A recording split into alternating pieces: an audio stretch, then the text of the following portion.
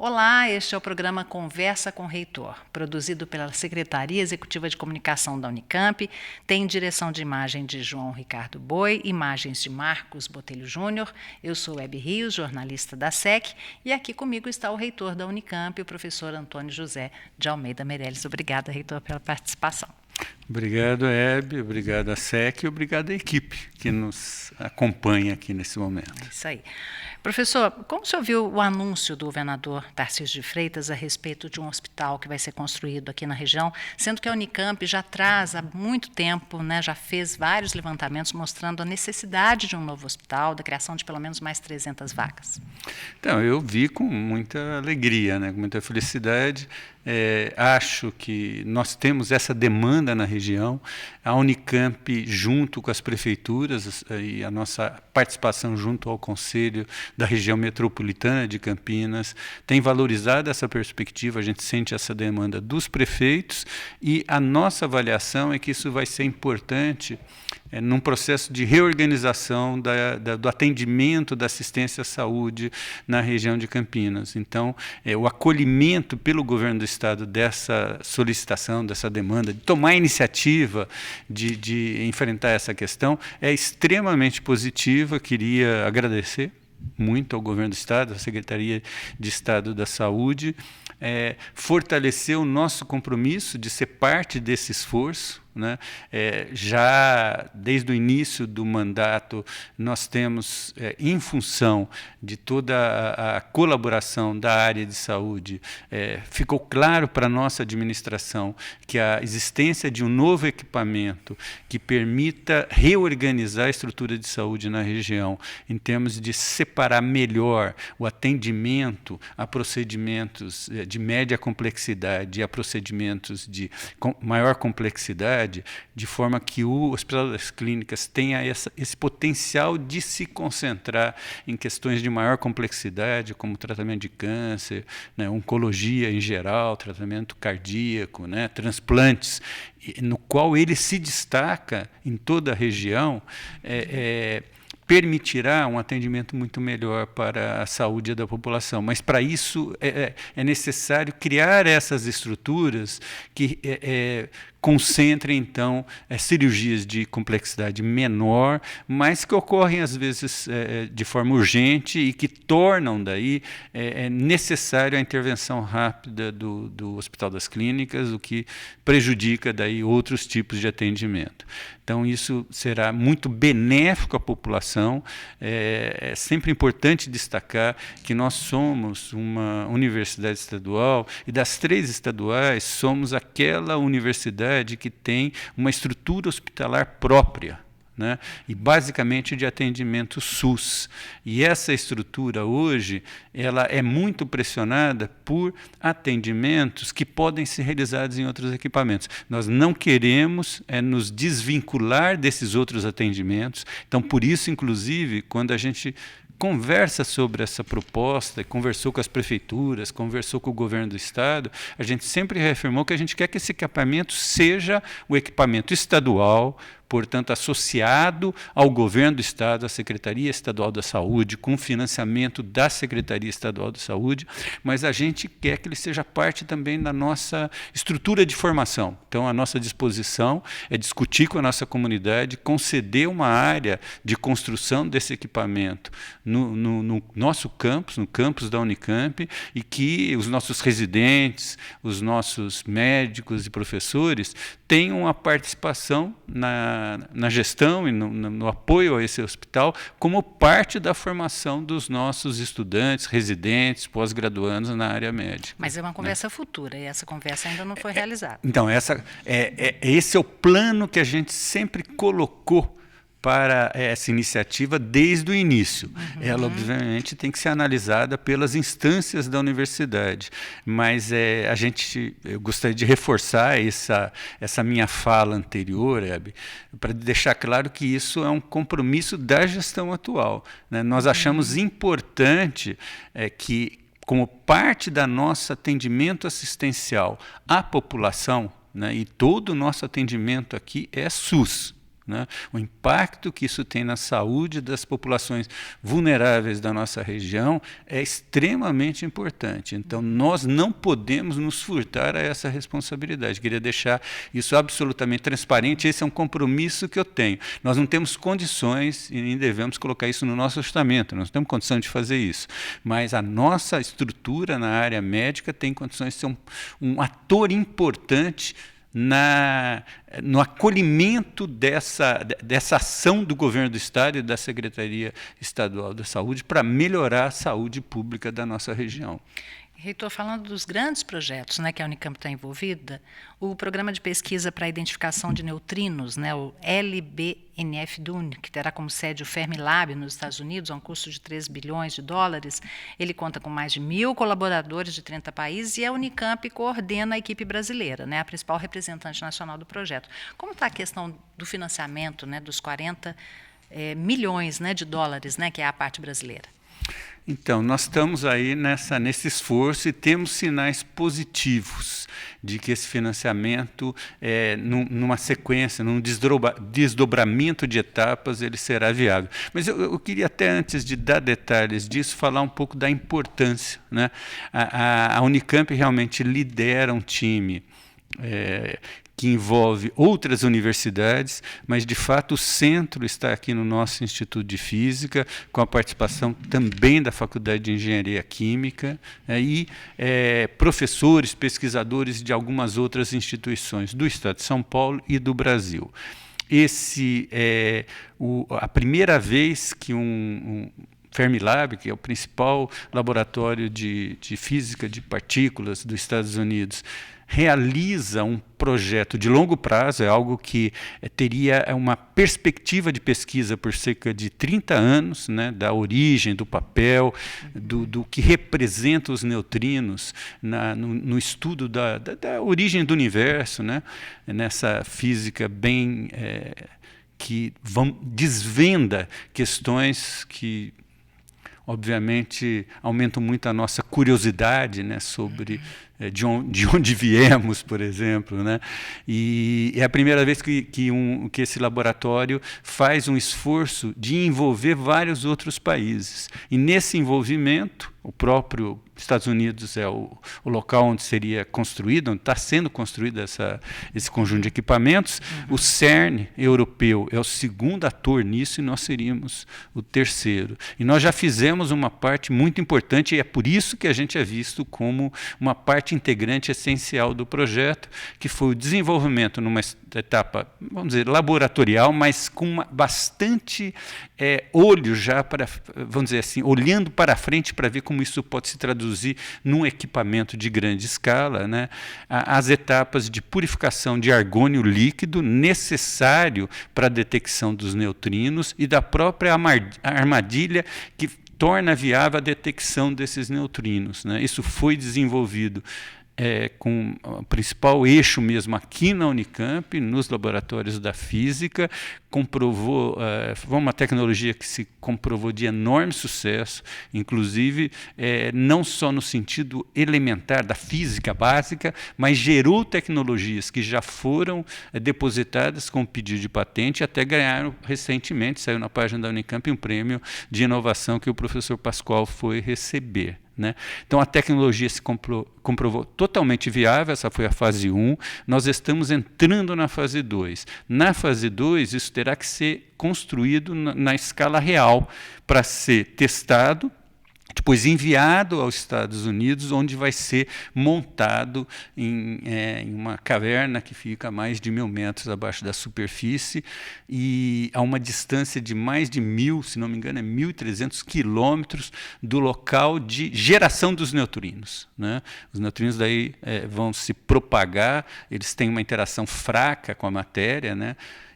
Mas eles são detectáveis na interação com gases nobres e, no caso, o argônio é o gás nobre mais, vamos dizer, mais barato, são quantidades imensas, 70.000 toneladas de argônio líquido, então isso é uma temperatura lá abaixo de menos 180 graus centígrados e com uma pureza menor do que 100 partes por trilhão. Então, é uma tecnologia de alto impacto, de muito desenvolvimento científico e tecnológico para chegar nessa produção e, obviamente, para produzir esse equipamento nessa escala, precisa de financiamento.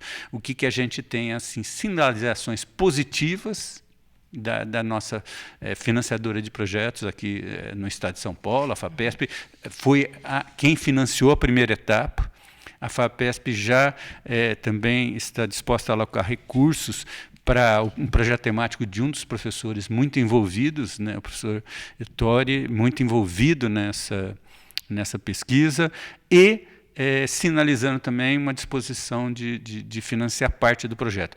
É uma quantidade de recursos bastante elevada, então nós precisaremos mais financiamento, mas já é algo que nos dá assim, uma segurança bastante grande, essa disposição da FAPESP, precisa ainda avaliações e tal, mas tem uma sinalização, vamos dizer, positiva nessa direção. E falando de finanças, né, saiu o relatório da Inova mostrando o faturamento das empresas filhas da Unicamp, né, o faturamento de 28 bilhões de reais. O que isso sinaliza para a universidade? Então, vamos dizer, a gente fala das empresas filhas, só para assim definir, né, o que são. As empresas filhas foram aquelas que tiveram origens em profissionais da nossa universidade, profissionais no sentido vasto, ex-professores, ex-pesquisadores, mas principalmente alunos, né, alunos de graduação e pós-graduação, que com aquele conhecimento, aquele desenvolvimento de ciência e tecnologia que eles obtiveram aqui dentro da Unicamp ou tiveram pela formação aqui, geraram empreendimentos, a maioria deles empreendimentos inovadores.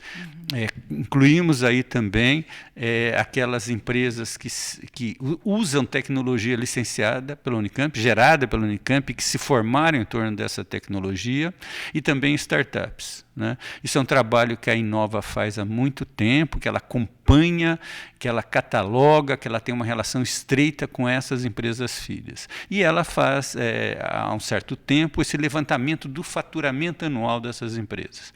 Então, eu gosto de usar o exemplo, porque são 28 bilhões quase, é um pouco menos do que isso.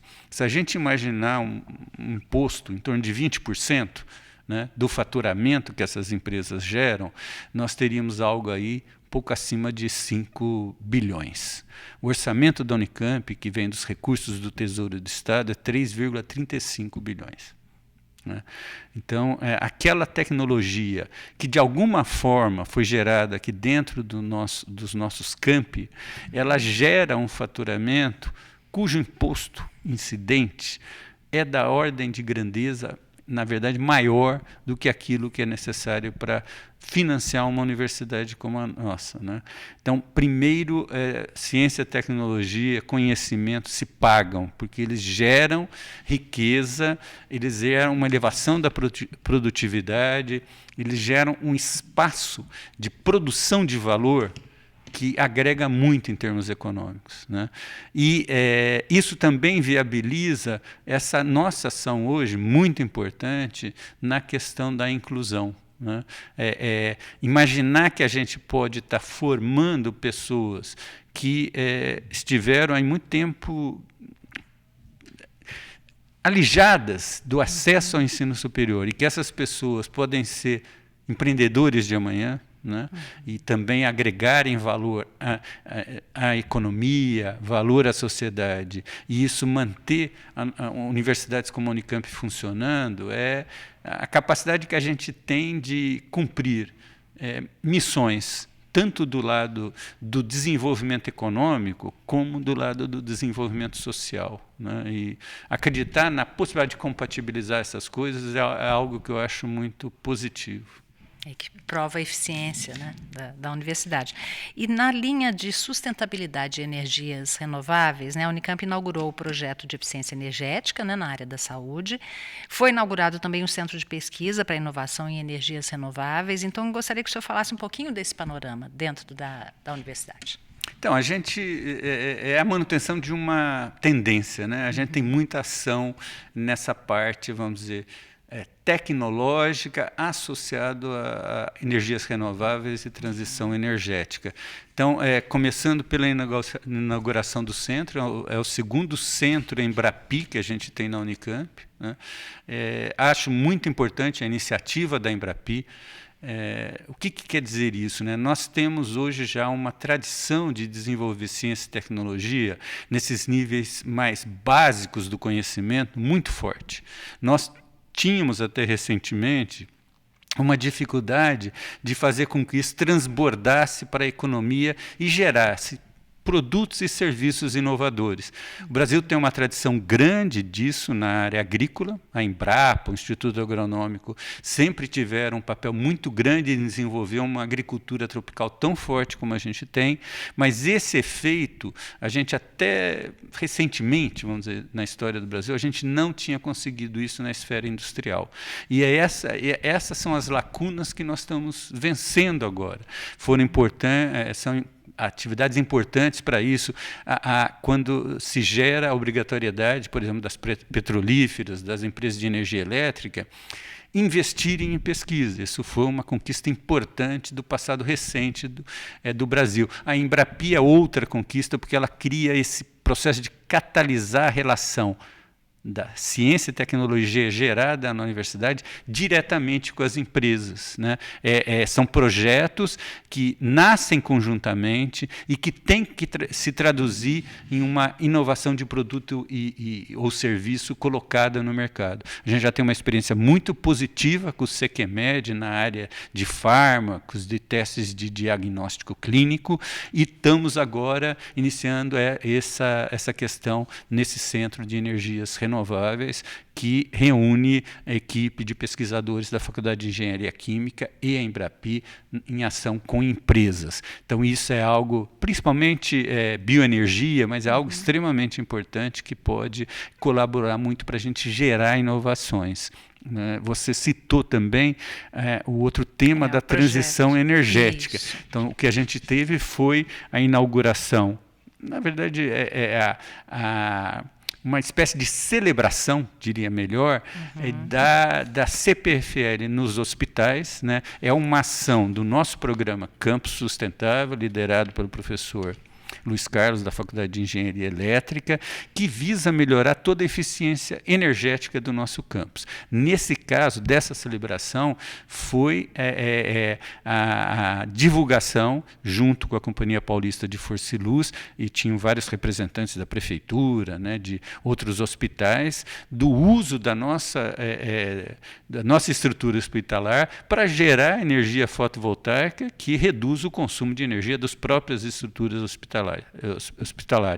A CPFL tem essa iniciativa da CPFL nos hospitais, e ela localizou aqui nos nossos equipamentos de assistência à saúde, né, os 2 hospitais, CAISM, o HC, o Gastrocentro e o Hemocentro, o SECOM, estruturas que podiam fazer parte desse programa, e daí o nosso programa Campus Sustentável deu atenção para isso. Isso se prolonga, né, em outras iniciativas. Então, nós estamos ampliando as iniciativas de transição energética dentro do nosso campus, com a reforma de 40 prédios e possibilitando que os seus telhados recebam novas células fotovoltaicas. Tá?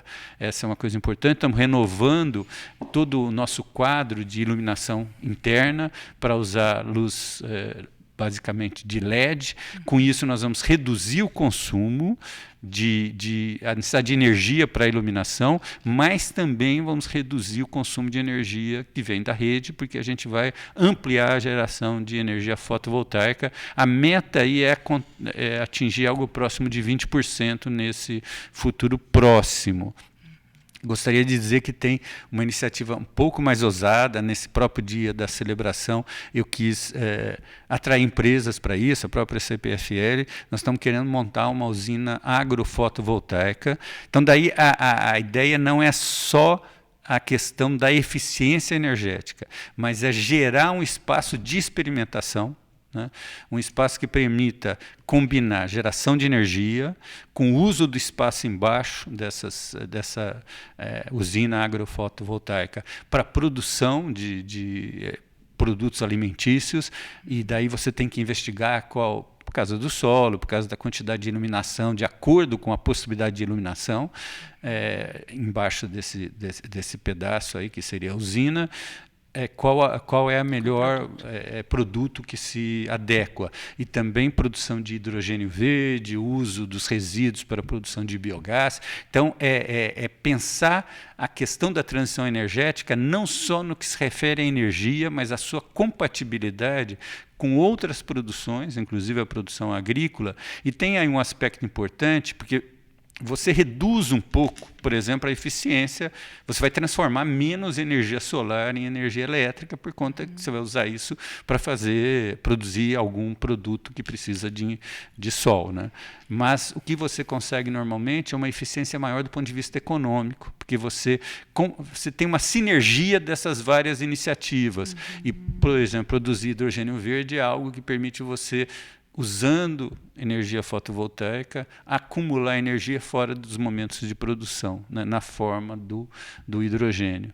Então, é um pouco esse desenvolvimento que a gente está querendo fazer. Então, daí já é uma atividade que visa mais a pesquisa e está associada ao campo sustentável, mas também a um outro iniciativa da Unicamp, que é o Centro Paulista de Transição Energética, financiado pela FAPESP e por empresas, e que procura daí desenvolver mesmo tecnologia, tanto nesse compartilhamento, como na gestão disso, como na regulação dessa questão.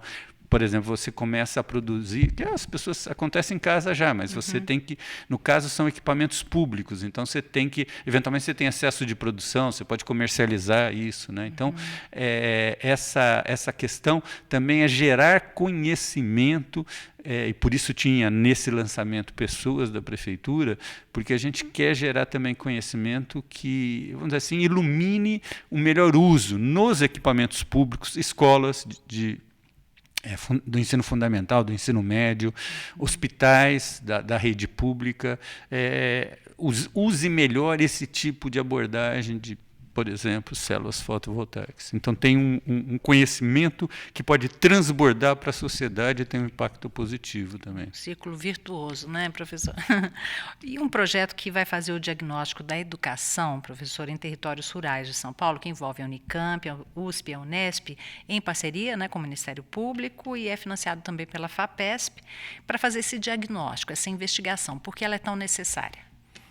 Então, nós temos tido algumas atividades muito importantes de agir junto com órgãos públicos ou instituições públicas que controlam a qualidade dos serviços que o Estado presta ou regula atividades que são prestadas pelo setor privado, né?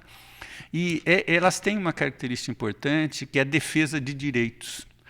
Nesse caso em particular, dado um processo de urbanização que a gente viveu muito acelerado, né, a gente tem populações rurais que às vezes têm uma dificuldade de defender seus direitos. E no caso do ensino, isso é algo que pode ter um impacto importante, o que reduz muito as possibilidades de um estudante de uma escola rural, muitas vezes, ter uma oportunidade de ter mais espaço para continuar aprendendo, para se formar melhor, né?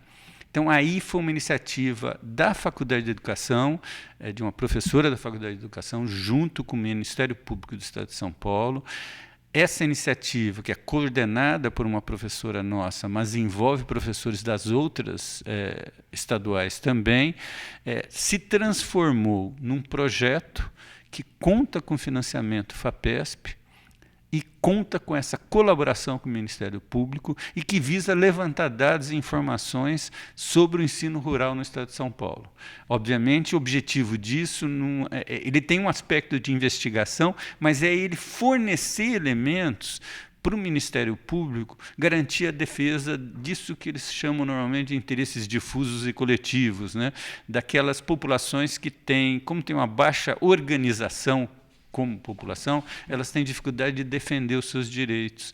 Então, aí é o papel da universidade, gerando conhecimento e informação, para viabilizar um órgão como o Ministério Público, né, poder tomar ações que incentivem um papel melhor do Estado na formação dessas pessoas, né? E a FAPESP financiando isso.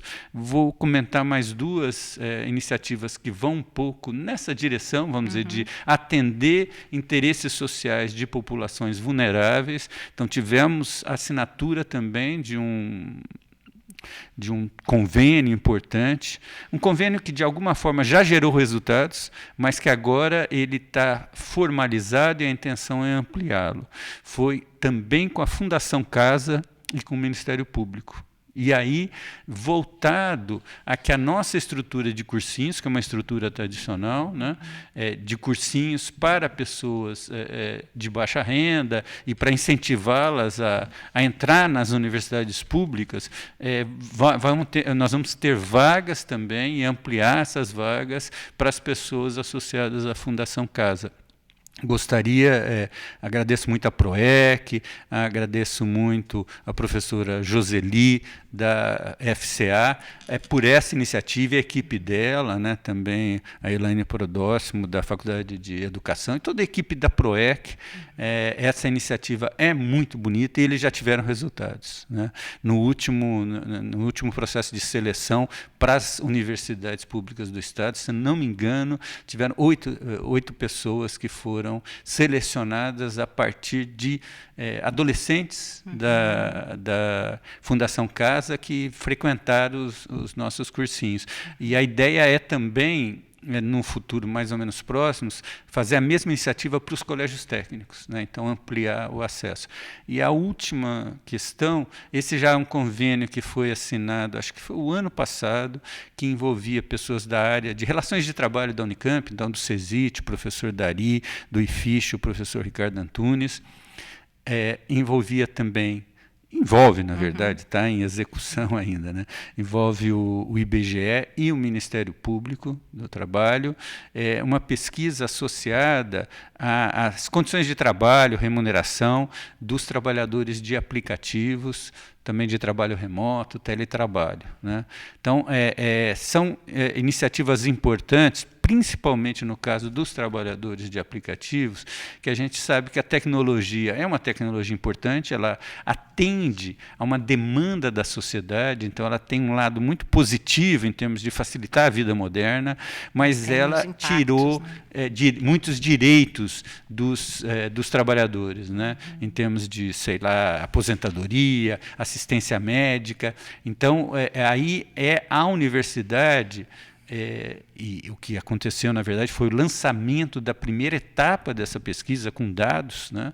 Ela fornecendo, e aí o orgulho da nossa universidade está fazendo isso, fornecendo dados que permitam às instituições públicas agirem na defesa dos interesses desses trabalhadores, né? Em particular o Ministério Público do Trabalho. Professor, para a gente encerrar, no último Conversa com o Reitor, o senhor falou que foi há mais ou menos 60 dias, né, que foi publicada uma portaria que cria um grupo de trabalho para estudar a implantação do trabalho remoto na universidade. Então, como já passaram 60 dias, né, como que isso ficou? Foi concluído esse trabalho ou não? Não, ainda não foi concluído. A gente teve aí toda uma etapa, né, que, na verdade, ela é importante para a continuidade nesse sentido do teletrabalho, que é a discussão em relação ao ponto eletrônico, né? Na época, eu fiz um pouco de associação das duas coisas. A possibilidade de desenvolver teletrabalho me parece que é fortalecida com a ideia do ponto eletrônico, né? E o nosso desafio nesse período ainda foi conseguir estabelecer algo que tranquilizasse a comunidade em relação à forma como a gente pensa a implantação do ponto eletrônico, né? Foi um tema bastante polêmico, criou dificuldades de entendimento. Então, nós procuramos concentrar mais neste assunto, né? Então, a evolução ainda do teletrabalho, normatização, na verdade, a ideia era fazer pilotos, né, para a gente testar, ela ainda está em implantação, eu não consigo adiantar muita coisa. Por que eu faço esse vínculo só para... Como qualquer local de trabalho, a universidade nossa tem aí quase 7.000 funcionários, próximos de 2.000 docentes, né? Então, nós estamos aí falando de 9.000 pessoas, com uma variedade de trabalho muito grande. Algumas áreas não tem chance de ter teletrabalho. Na área assistencial é praticamente excluído isso, né? Então, eu tenho muito essa preocupação que a comunidade, como um todo, se sinta confortável com as decisões, né? Então, as pessoas têm que se olharem, vamos dizer assim, as várias pessoas ligadas ao trabalho na Unicamp, e falarem, o trabalho está sendo bem executado, né? E com disciplina, com cuidado e tal, né? E para isso a gente precisa ter normativas adequadas, vamos dizer assim, e ter alguma forma das pessoas se informarem sobre isso, né? Então, eu acredito que o ponto eletrônico é, de alguma forma, uma forma moderna delas se informarem sobre isso, mesmo trabalhando em casa. É isso que quer dizer, que eu quero fazer a conexão, né? Porque se a gente tem a possibilidade de alguma forma, indicar o trabalho das pessoas via celular, isso é uma coisa que torna mais viável o teletrabalho. É essa a minha expectativa. Agora, é um esforço de investigação dessa questão, né, na nossa própria experiência, e a minha forma de ver isso obviamente vai depender do GT, ele tem liberdade para chegar a alguma conclusão. Sim. Mas o que eu tenho visto por aí, e o próprio Ministério Público faz isso, é sempre algo parcial e envolvendo alguma disponibilidade do indivíduo, né? Então, são para algumas áreas, normalmente, no máximo até 2 dias, mesmo empresas estão fazendo isso, né? Algumas empresas 3 por 2 dias, isso, e normalmente com algum acompanhamento daí do desempenho nesses dias de trabalho em casa, né? Porque a expectativa normalmente seria que o trabalho tivesse um desempenho até maior do que o trabalho presencial. Então aí tem uma combinação que tem que ser testada. É mais complexo, e num universo tão grande de variedade de trabalho, depende um pouco da gente adequar isso a contextos diferentes, né? O senhor gostaria de acrescentar mais alguma coisa aí? Eu acho que eu falei bastante, né? Então tá bom. Então, muito obrigada pela sua participação. Obrigado a você. Aproveite então, inscreva-se no nosso canal no YouTube, TV Unicamp, nos acompanhe também pelas redes sociais e também pelo portal da Unicamp, unicamp.br. Este foi o Conversa com o Reitor. Até a próxima.